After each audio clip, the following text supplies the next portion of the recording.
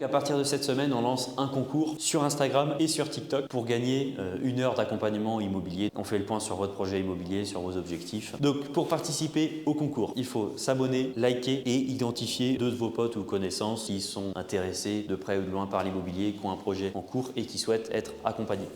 Bonjour à tous, bienvenue sur ma chaîne YouTube, c'est Baptiste Immo. Aujourd'hui, on se retrouve pour une petite vidéo. Je vais répondre à un sujet en particulier. C'est une question qui m'a été posée sur Insta. C'est-à-dire combien est-ce qu'il y a besoin d'apport pour acheter en 2025? Alors pour acheter, ça va dépendre de la typologie de projet. Ça peut être un investissement locatif, une maison, un appartement, un immeuble, ce que vous voulez. Ça peut être dans un deuxième cas, une résidence principale qui n'a complètement rien à voir avec la première chose. Et ça peut être dans le troisième cas, un projet d'achat-revente clair qui a été clairement annoncé à la banque, puisque si vous l'annoncez clairement à la banque, c'est pour un projet d'achat-revente, pas du tout vous voir de la même façon. Donc la première chose, c'est pour acheter un locatif. Il faut savoir que là en 2025, les vannes ont été clairement refermées par rapport en tout cas aux prêts primo-accédants, donc jeune accédant aux premières maisons. En tout cas, les banques ont toujours plus prêté pour acheter une résidence principale, encore plus en couple, que pour du locatif. C'est quand même un petit peu étonnant quand on sait que sur du locatif, on a des potentiels entrées d'argent en face, même pas des potentiels, on a des rentrées d'argent à partir du moment où le bien est loué, il y a du cash qui rentre. Donc c'est un petit peu étonnant, mais ça a toujours été comme ça. En France, il faut d'abord acheter sa résidence principale et ensuite penser à investir. Ce qui peut toujours rassurer les banques, puisque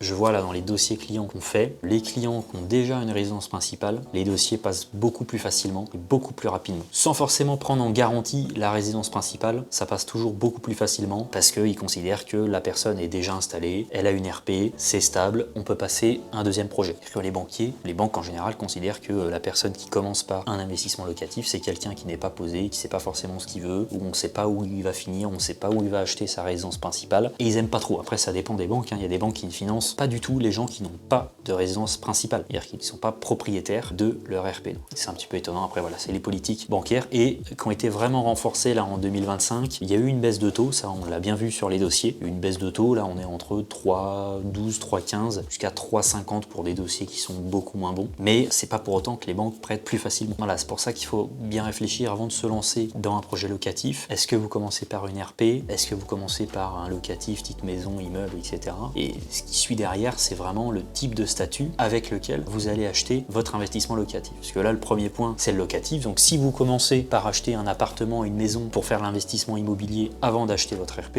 il faut être sûr du statut, puisque si cet investissement vous bloque pour acheter votre future résidence principale, c'est un petit peu bête. Donc soit vous l'achetez en nom propre, vous faites un LMNP, ou alors vous faites une SCI à l'IS ou une SCI à l'IR. Il n'y a pas du tout les mêmes avantages et inconvénients. C'est pas le sujet de la vidéo, mais c'est des choses qui sont à approfondir avant de faire votre investissement locatif. Je pense qu'il ne faut pas se précipiter à acheter un appart, une maison, un immeuble pour finalement décider un an plus tard d'acheter sa RP et que le taux d'endettement ne le permette. Donc par rapport à du locatif, même d'ailleurs par rapport à votre résidence principale, mais on va en parler après, l'apport que va vous demander votre banque, ou en tout cas la liquidité que vous avez besoin d'avoir de côté, soit de le mettre en garantie, soit de le mettre en apport, ça va vraiment dépendre du dossier que vous avez à l'instant T où vous demandez le financement. Alors ça va dépendre de la banque où vous êtes et de sa politique actuelle, ça va dépendre des taux en cours, ça va dépendre de ce que la garantie emprunteur vous demande. Alors souvent dans la plupart des banques, c'est Crédit Logement. Donc voilà, Crédit Logement, ils ont leur politique, la banque, sa politique. Par exemple, le dossier peut passer en acceptation bancaire, il passe ensuite en garantie, donc souvent Crédit Logement,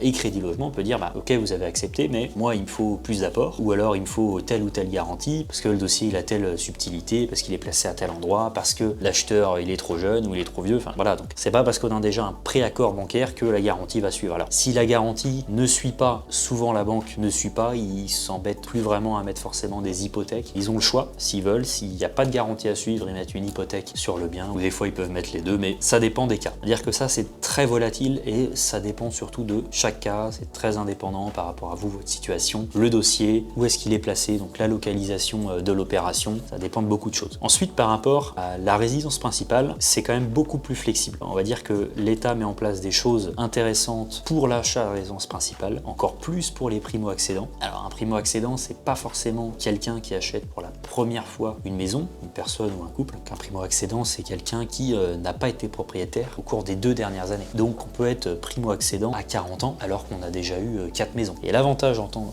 que primo-accédant, c'est qu'on a accès à une partie de crédit à taux zéro, donc on peut englober dans un PTZ. On peut avoir le droit des éco-PTZ, c'est-à-dire que pour des financements de travaux. Enfin, il y a quand même beaucoup de choses qui sont mises en place. Au-delà de ça, on a aussi les frais de notaire qui sont réduits. Les primo-accédants ne sont en plus pas concernés par les nouvelles augmentations de frais de notaire. Ça dépend des départements, des régions. Enfin, c'est aussi très compliqué, ça ne concerne pas toute la France. Mais en tout cas, les primo-accédants ne sont pas concernés par les nouvelles augmentations là, de frais de notaire. Donc, il y a beaucoup d'avantages à acheter une RP, surtout quand on est primo-accédant, donc c'est vraiment notre première maison, ou alors qu'on n'a pas été propriétaire depuis au moins 2 ans, c'est la définition. Il y a quand même plein d'avantages. Les banques sont quand même aussi beaucoup plus souples par rapport à ce type d'acceptation de crédit. C'est-à-dire que même dans le cas où on a un dossier un peu plus bancal, du moment qu'on passe dans le taux d'endettement, qui est la loi, ça malheureusement c'est même pas vraiment la banque qui choisit, si vous êtes au-delà, vous n'êtes pas finançable. C'est-à-dire que, admettons que vous êtes en dessous du taux d'endettement, la banque accepte, elle vous donne un prêt accord, même si derrière ça ne passe pas en garantie comme on parlait juste avant, par exemple crédit logement, bon sur des dossiers de résidence principale, la banque va quand même suivre en mettant des hypothèques qu'elle ne fera pas forcément sur un dossier d'investissement locatif. Il y a quand même beaucoup moins de risques pour eux sur un dossier d'RP qui va être saisissable beaucoup plus rapidement, qui est revendable, qu'un immeuble où c'est plus compliqué, il y a des locataires, etc. C'est pas du tout la même chose,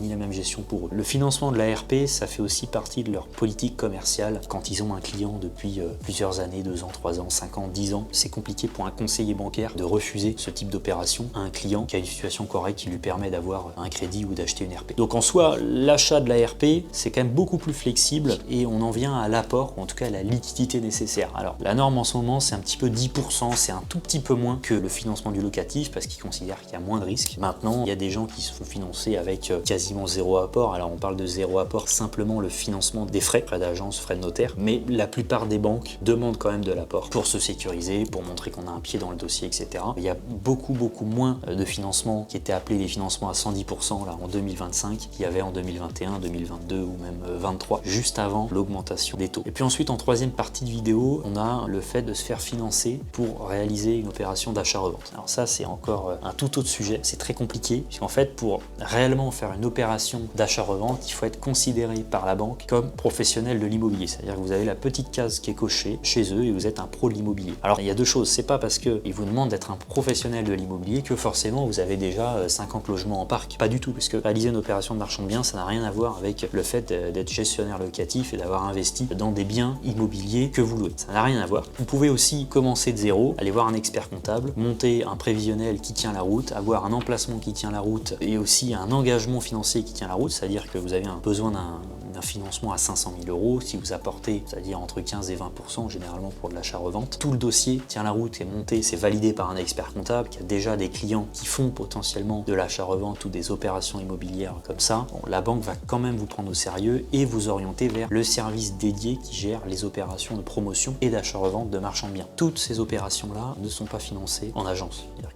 quand vous êtes en caisse départementale, souvent ça va en caisse régionale, puisque ce sont des petites équipes, ils sont 3, 4, 5, 10, suivant les régions, qui gèrent vraiment les dossiers de promotion et de marchand de biens. Vous parlez à un expert en face, c'est plus le conseiller commercial de la banque quotidienne. Mais ce qu'il faut savoir, c'est que dans tous les cas, pour être financé sur ce genre d'opération, quand vous êtes transparent avec la banque en disant je veux faire un achat-revente, de toute façon ce n'est plus votre conseiller qui a la main, ça passe en caisse dédiée. Après, il y a des gens qui s'amusent à dire je veux acheter une maison pour faire du locatif, puis finalement ils ont quand même l'idée de faire des travaux, de la revendre. Ça, c'est une manière de fonctionner. Maintenant, si vous voulez être vraiment perçu comme un professionnel de l'immobilier, pour faire une opération d'achat-revente, il faut avoir un dossier d'expert comptable en béton, un prévisionnel qui est établi, qui est tamponné du cabinet, et il faut avoir surtout de la liquidité, puisque même si vous avez de l'expérience dans l'immobilier, même si vous avez déjà fait des projets d'achat-revente, la banque ne prête jamais sans que vous mettiez une partie de votre poche. C'est pas possible. Il y a trop de risques quand on fait une opération de marchand de biens. Alors il y a deux choses, soit vous avez une entreprise et ils vous prêtent finalement de la trésorerie pour réaliser une opération de marchand de biens, soit tout simplement vous avez un découvert autorisé sur la société que vous pouvez creuser et puis rembourser au bout d'1 an, 2 ans en fonction de ce qui est négocié dans les termes du crédit. Il y a deux possibilités. Mais dans tous les cas, pour avoir ce genre de prêt, achat-revente, vous êtes obligé de passer par la case professionnelle de l'immobilier. Soit en prouvant une expérience réelle, soit en établissant, même si vous avez aucun locatif, rien, pas d'immobilier, un prévisionnel nickel avec votre expert comptable. Voilà, bon, en tout cas, j'espère que vous aurez aimé cette petite vidéo. N'hésitez pas à mettre un j'aime, un commentaire, ou m'écrire un message sur les réseaux sociaux et je vous répondrai. Je vais continuer à faire des petites vidéos comme ça pour répondre à des sujets particuliers et précis. On se retrouve dans une prochaine vidéo. À bientôt.